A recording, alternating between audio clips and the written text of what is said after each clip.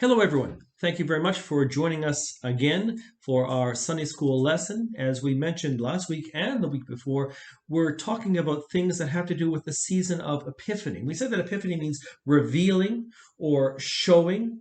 Fancy word, sometimes we use this word manifestation. So if you imagine you had something you were hiding, you wanted to show people, you might put a blanket over or a sheet over it or curtains or something like that. At the last minute, you would sort of pull them back to reveal it. Oops, I don't think I hit you. Pull them back to reveal it. Well, that's really what Epiphany is about, is how stories are told, stories were told, we read stories that reveal who Jesus was. And so that visit of the wise men was certainly part of that, right? Because the gifts the wise men brought, the gold and the frankincense and the myrrh, spoke about how Jesus was a king, the new king of Israel, how he was God, God's own son, but how he also was the Savior, how he came to die on the cross and rise again from the dead.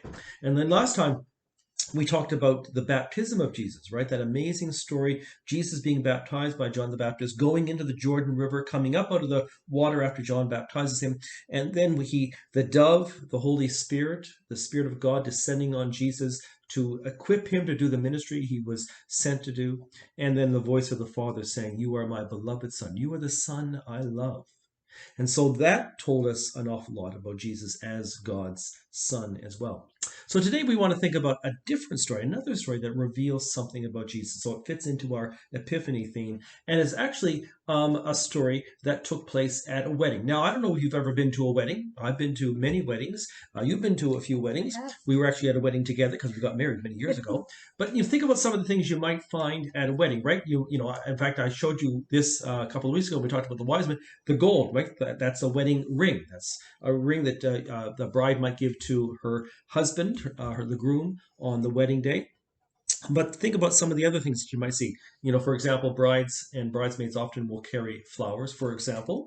Or that ring, sometimes there's someone who carries a ring on a cushion, A right? ring bearer. A ring bearer, absolutely. And you have other flowers at weddings as well. You might have wedding bells at weddings. Sometimes candles, absolutely, candles as well. And sometimes the men, the groom or the best man or some of the others, they'll wear some flowers on their suit, I think it's called A boutonniere. a boutonniere. That's a fancy word.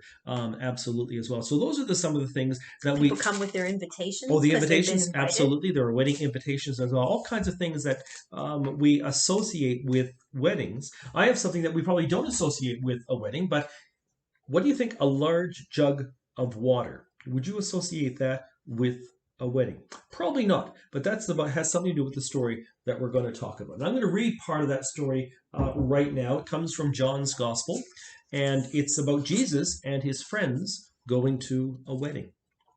There was a wedding at Cana in Galilee, and the mother of Jesus was there. Jesus also was invited to the wedding with his disciples.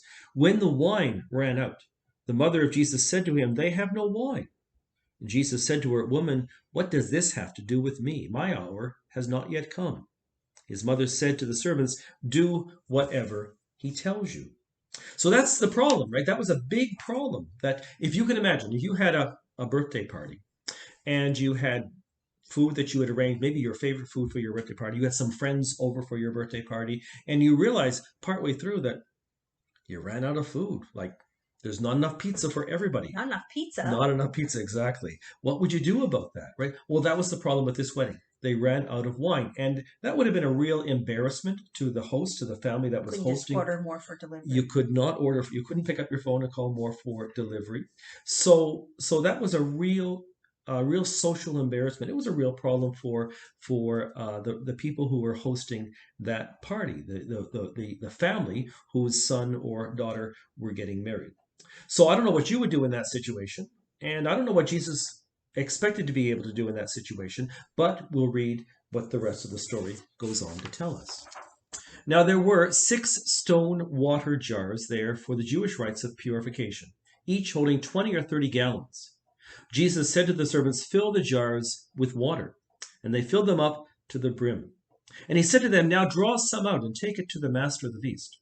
So they took it.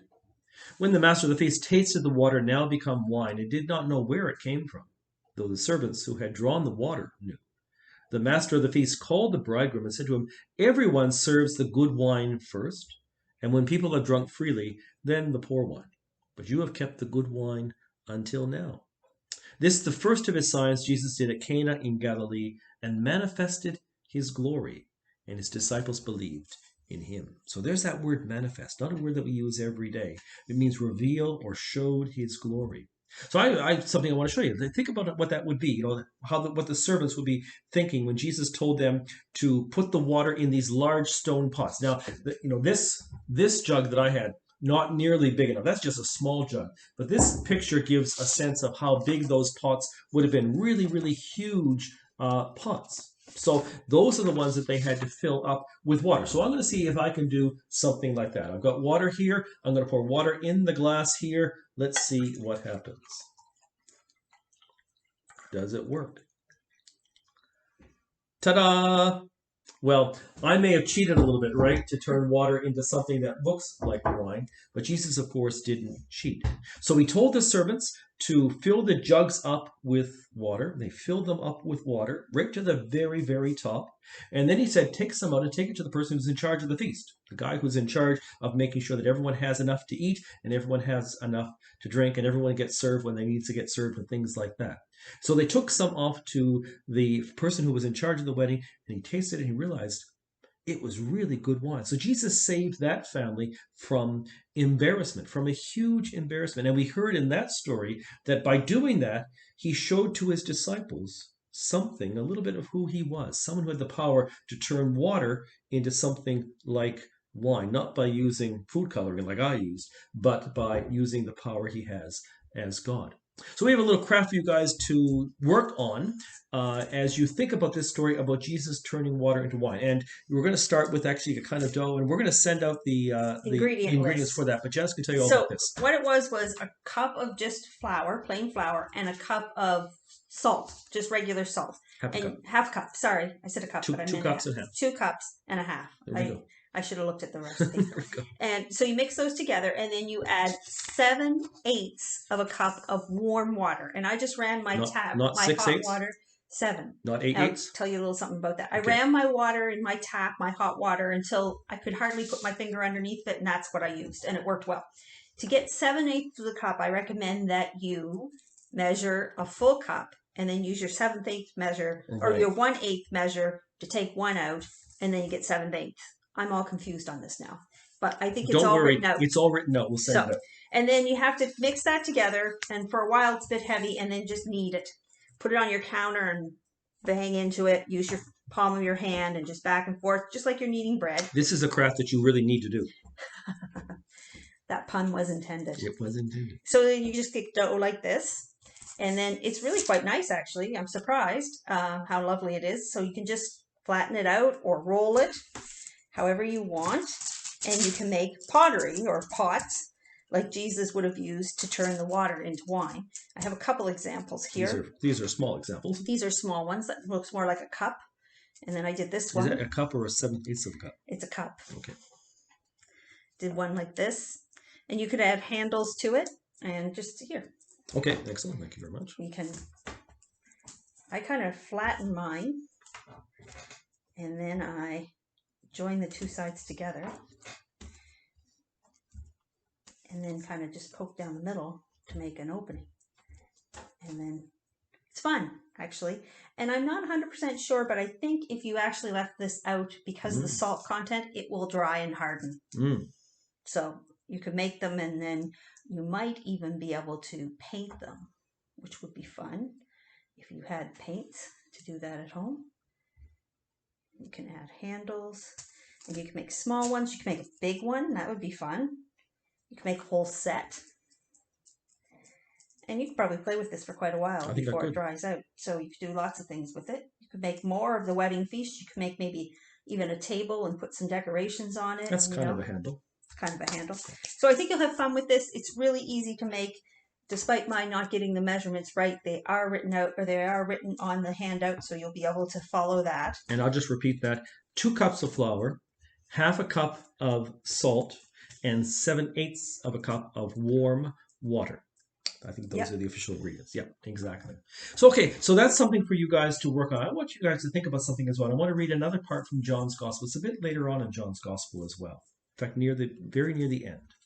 Now, Jesus did many other signs in the presence of the disciples, which are not written in this book, but these are written so that you may believe that Jesus is the Christ, the Son of God, and that by believing you may have life in his name. Now, I suspect if we think about it, we can think about a number of stories that we can remember where Jesus does some kind of miracle, where he shows his power as God. So we think about Jesus healing someone who's blind, healing people who have other diseases. We heard stories about Jesus calming the winds and the waves, and we even hear stories about Jesus raising people from the dead, bringing people back to life who had already died. And so there's lots of stories like that, miracle stories, and each one of those stories tell us something about who Jesus is. And John tells us that one of the reasons why Jesus did the miracle stories, why he did these miracles, like turning water into the wine wedding feast, really he does for two reasons. One, because it actually helped a family out, right? It showed his care and concern, his love for that family who would have been embarrassed by not having enough wine at that wedding feast. But it also showed his power as God's son. And we hear that his disciples, for example, believed in him because they saw these signs that he did as God's son. And so that's a reminder to us, I think, as well. It's a reminder to me that not only could the people in that time count on Jesus, but we can count on Jesus as well. We can count on Jesus to be with us and to care for us and to love us, to support us, even in our own time. So we might have situations that we're worried about or fearful about. We might have things that we can't do ourselves and we need help with. And so we can count on Jesus and his power as the Son of God. So they believed in Jesus and trusted in Jesus. We can believe and trust in Jesus as well because we've heard these stories as well. But I think there's one other thing, a really important thing that we might have missed in the story. Because sometimes we talk about Jesus turning water into wine. I've said that several times. But actually, the fact is, Jesus doesn't ever touch the water. He doesn't touch the pots. He speaks to the servants. He tells the servants to do this, and the servants do it. So he tells the servants to fill the pots with water, and they fill them up to the top with water. And then he tells them to take that some of that out of those pots, take some to the steward of the feast, the guy in charge of the feast. And they did that and took it to the guy in charge of the feast. And the guy in charge of the feast realizes it is really, really good wine. So in both cases, it was a matter of the servants listening to Jesus and doing what Jesus told them to do, and then the miracle unfolded. And I think that's an important lesson to me because I know that Jesus cares about us now. He cares about everyone right now. He loves us and he wants to help us and wants to help heal us and he wants to help support us. But sometimes those miracles have to be done through us, right? Just like through the servants. The servants did what Jesus said and the miracle happened. That family was helped who would have been embarrassed. And sometimes what that means is Jesus wants to help others, but he needs us to work with him. So we have to listen to Jesus in our prayers. We have to listen to Jesus in our hearts and in our minds. So because Jesus will speak to us and Jesus will talk to us about what it is that he wants us to do to help care and support others, to help others who are hurting, or others who need someone to provide something that they can't provide for themselves. So part of that is listening to Jesus, like the servants did at the wedding feast. And the other part is then doing what Jesus asks us to do. And if we do that, I think we'll be amazed at some of the wonderful things that can happen in our lives. Maybe even water being turned into wine, but maybe even other things as well. So we invite you guys to work on this craft. Make your own water jugs if you can. We have another craft that we'll send out with that as well. A neat little one that you can do with pieces of paper. And we invite you to read those stories. We've had those written out on the sheets that we send out. Read the story about Jesus turning water into wine at the wedding feast, and read that brief passage about why it was that Jesus did these things so that people would see them and believe in him and trust in him as the Son of God. So thank you very much. That's another manifestation story through the season of Epiphany, and we'll look forward to having you join us next week as well. Have a great week. Bye now. Bye, guys.